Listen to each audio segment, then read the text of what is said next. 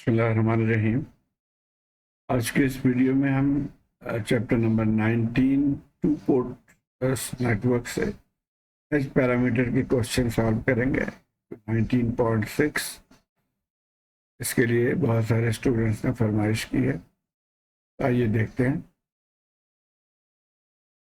सबसे पहले अगर आपको रिकॉल करें तो एच पैरामीटर के लिए ये इक्वेशन गिवन है और इसी को हम लेके चलेंगे।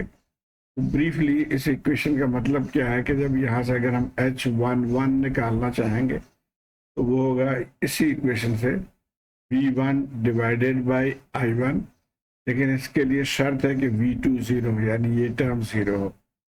इसी तरह H21 के लिए भी V2 0 होना चाहिए। तो V2 0 कब करेंगे? जो भी आपके सर्किट है, नेटवर्क है, उसमें हम V2 जो है यानी आउटपुट साइड, इसको हम शॉर्ट कर देंगे। शॉर्ट कर देंगे तो V2 0 हो जाएगा। इसी तरह जो बाकी दो पैरामीटर्स हैं उसमें I1 0 है, तो I1 0 करने के लिए ये जो टर्मिनल है इसको ओपन कर देंगे। यहाँ पे कोई वोल्टेज सोर्स नहीं होगा तो ये करंट 0 होगा। तो ये बेसिक इसके कॉन्फ़िगरेशन है। लेकिन हम जो सवाल आज करेंगे उसमें इसकी ज़रूरत नहीं पड़ेगी, क्योंकि उस सवाल में हमें इसकी थेवेनिन इक्विवेलेंट पता करना है। Determine the Thevenin equivalent at the output port of the circuit. तो ये सर्किट है और इसका हमें थेवेनिन इक्विवेलेंट मालूम करना है। तो जैसे कि आपको याद होगा कि थेवेनिन इक्विवेलेंट में हम क्या करते हैं कि हम बस आउटपुट पे वोल्टेज पता करते हैं, उसको वी थेवेनिन कहते हैं, और इस पूरे के को जो है ना वहाँ पे जो रेजिस्टेंस है इसका या इंडक्टेंस है एट द टर्मिनल, इस टर्मिनल पर, उसको हम जेड थेवेनिन कहते हैं। अच्छा, सबसे पहले जेड थेवेनिन मालूम करने के लिए हमें क्या करना होगा? To find Z Thevenin deactivate all independent source. तो जितने भी सोर्स है इंडिपेंडेंट, जैसे यहाँ पे 60 है, उसको डीएक्टिवेट कर देना होता है। उसके बाद apply either a test voltage source और a test current source to the Thevenin terminal. तो आउटपुट टर्मिनल पे एक टेस्ट वोल्टेज सोर्स, एक टेस्ट करंट सोर्स कनेक्ट करते हैं, जैसे कि हमने यहाँ पे शो किया। अभी देखिए हमने क्या किया, इसको 0 कर दिया, डीएक्टिवेट कर दिया, 0 कर दिया, और आउटपुट पे हमने 1 वोल्ट सोर्स एक लगा दिया। इसको टेस्ट सोर्स कहते हैं। अब जेड थेवेनिन क्या होगा कि जो वोल्टेज ओवर करंट, यानी ये वोल्टेज ओवर जो यहाँ पे करंट है। अब यहाँ पे करंट कौन कौन से जो बुक्स में, ये देखिए I2 और I1 है, और इसको हम V1 कहते हैं, इसको V2 कहते हैं। तो V1 हमें V2 हमें पता है 1, और I2 जो भी होगा इसके जरिए हम जेड थेवेनिन मालूम कर लेंगे इस फार्मूले को यूज करते हुए।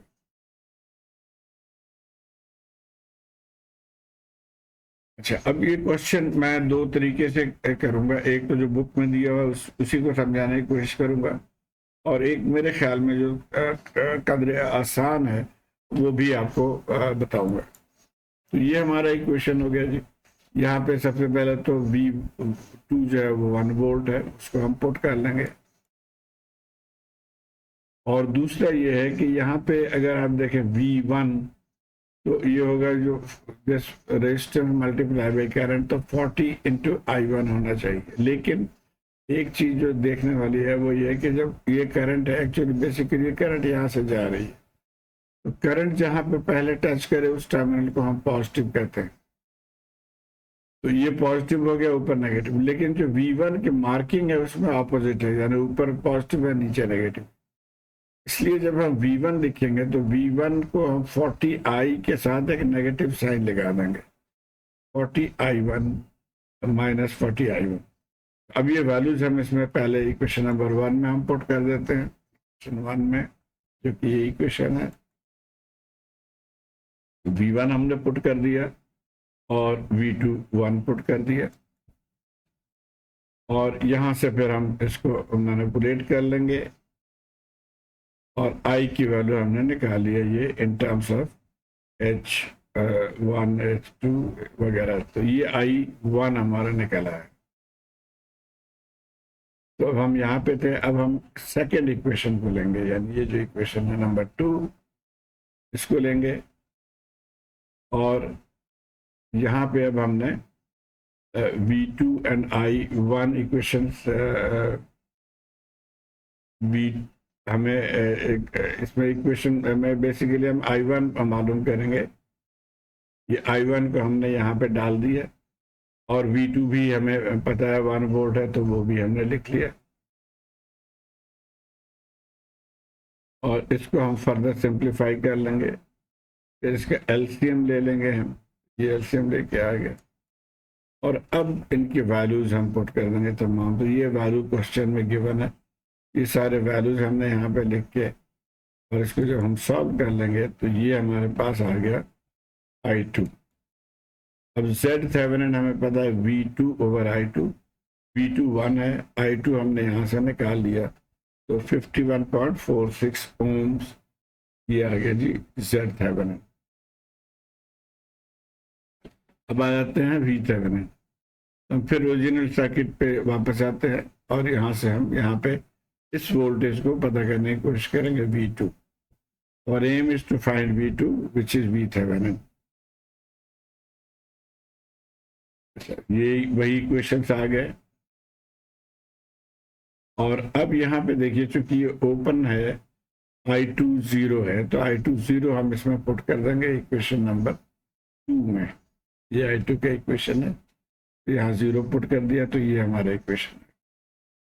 अब हमारे पास ये इक्वेशन नंबर 1 और इक्वेशन नंबर 2a रह गया, तो इनको सॉल्व करेंगे। ध्यान में रहे कि हमने V2 मालूम करना, तो इसके लिए हमें V1 और I1 को एलिमिनेट करना होगा। और वो कैसे करेंगे, यहाँ से देखिए पहले हम KVL एट द इनपुट, इस वहाँ पे हम लिखेंगे KVL इक्वेशन, और यहाँ से -60 40 I1 प्लस V1 ये आ गया, यहाँ से हमें V1 आ गया इक्वेशन नंबर 5। अब इस V1 की वैल्यू हम इक्वेशन नंबर 1 में पुट कर देंगे, ये हमारा इक्वेशन नंबर 1 है, तो ये इक्वेशन आ गया। इसको रीअरेंज कर लेंगे। अभी भी हमें I1 अननोन है, उसको मालूम करना है। We need to eliminate I1, तो I1 हम यहाँ से निकाल सकते हैं इस इक्वेशन से। देखिए I1 हो जाएगा -H2 over H22 over H21 V2। इस वैल्यू को अब हम यहाँ पुट कर देंगे क्वेश्चन नंबर 6 में, तो ये बन गया। तो हम फर्दर सिंप्लीफाई करते जाएंगे, V2 को बाहर निकाल लिया, एलसीएम ले लिया और फिर इसको इधर ला के डिवाइड कर दिया, तो ये हमारा V थेवेनिन के इक्वेशन बन गया। इसको फर्दर सिंप्लीफाई कर लेंगे, यहाँ से एलसीएम ले लेंगे ये पूरा, और अब यहाँ पे भी वैल्यूज पुट कर देंगे, तो ये हमारा आ गया -29.69। तो ये जो है बुक के तरीका है। मैं थोड़ा सा इसको मॉडिफाई करूँगा, मेरे लिए मेरे ख्याल में आसान है कि हम वैल्यू डायरेक्टली पुट करते हैं, तो ये बाकी चीज़ें तो वही है, इक्वेशन में सेम फिगर। ये इक्वेशन था, यहाँ पे V1 हमें पुट किया था और V2 1 वोल्ट और ये भी पुट करके अब हमारा ये इक्वेशन बन गया था। यहाँ से हमने I निकाला था in terms of H1 H2 etcetera. अब मैं प्रेफर करूँगा कि मैं यहीं पे वोल्ट वैल्यूज डाल दूँ। अब H11 आप यहाँ से देखें 1K यानी 1000, और H12 यहाँ से देखें तो ये -2, ये वैल्यूज पुट करके और यहाँ से हम I1 निकाल लेंगे, ये I1 के वैल्यू है। अब याद रहे कि ये थेवेनिन के लिए हमें V2 ओवर I2 चाहिए। हमने I1 निकाला है तो I2 निकालना है। I2 कैसे निकालेंगे, हम अब इक्वेशन नंबर 2 पे आ जाएंगे। ये जो हमारा इक्वेशन नंबर 2 है, और यहाँ पे भी ये वैल्यूज हम पुट कर देंगे। तो H21 जो है वो 10 गिवन है, I1 हमने निकाल लिया, H22 और V21 है, तो यहाँ से हमें I2 आ गया। I2 निकला है तो अब इस फॉर्मूले में हम लिख लेंगे, तो हमारा आंसर 51.46 ओम है। ये वही आंसर है जो इससे पहले हमने निकाला था। एग्जैक्टली सेम वे हम V भी वही तरीका अपनाएंगे, बाकी कहानी वही है।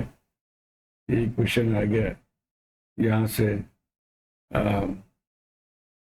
Equation 1 putting the known values. अब यहीं पे मैंने वैल्यू डाल दिया कि अब H11 की वैल्यू डाला यहाँ से 1 किलो, फिर ये H12 -2, और इसी तरह दूसरे में भी ये 0 हो गया, H21 10 है और H22 200 माइक्रोसेकेंड है, तो 210⁻⁶ डाल दिया।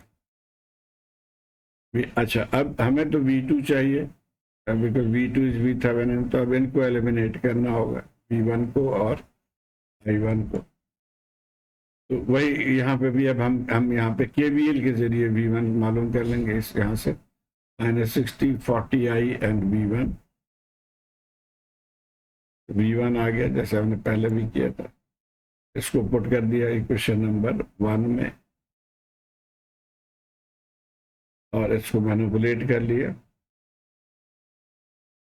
तो अब हमारा ये इक्वेशन आ गया।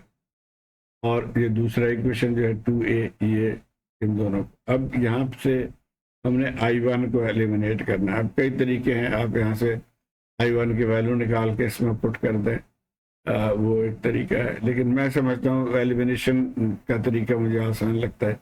यानी ये 10 को अगर हम 104 से मल्टीप्लाई कर दें और ये फिर सब्ट्रैक्ट कर दें, जैसे यहाँ पे to eliminate I1 multiply equation 2 by 104, तब ये हो गया 0 और ये हो गया 1040 I1, इसको भी मल्टीप्लाई कर लेंगे तो ये वैल्यू आ गई। अब इसमें से इसको सब्ट्रैक्ट कर देंगे, इसको अरेंज कर लिया फर्दर।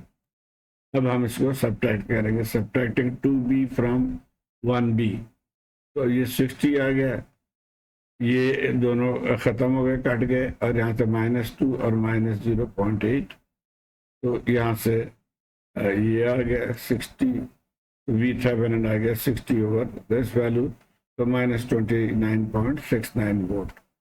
तो इस तरीके से भी आप कर सकते हैं। मेरे ख्याल में तो ये ज़्यादा आसान है। बहरहाल जो आपको बेहतर लगे मुझे अपने कमेंट्स फीडबैक से ज़रूर आगाह कीजिए। शुक्रिया।